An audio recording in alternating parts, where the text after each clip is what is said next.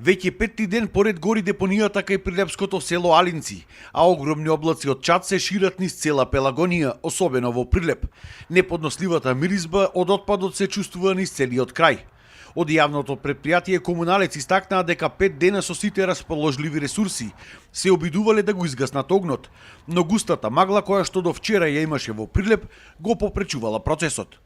Според Комуналец, пожарот е намерно подметнат. Во моментов гори отпад стар повеќе години и тоа на место од депонијата каде што повеќе не се одлага отпад. Во моментов гори стар отпад од пред повеќе години. Секако вид на отпад.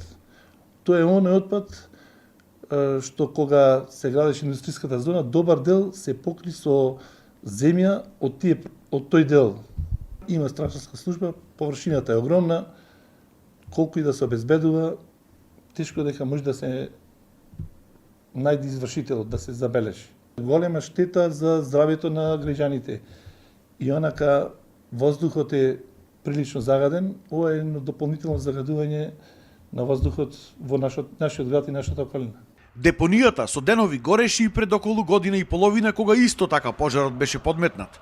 Но и тогаш не се откри сторителот, ниту пак зошто се предизвикуваат овие пожари на вакви депонии. Не е дознан сторителот, како и многу пати досега, и сега се надевам дека ќе биде откриен сторителот, како и сите депони во Македонија, ништо не е случајно.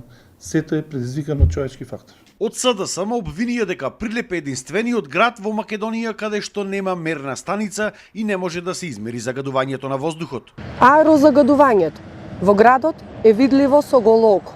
Екстремно загадениот воздух штипи и на очи, и на нос, и на грло.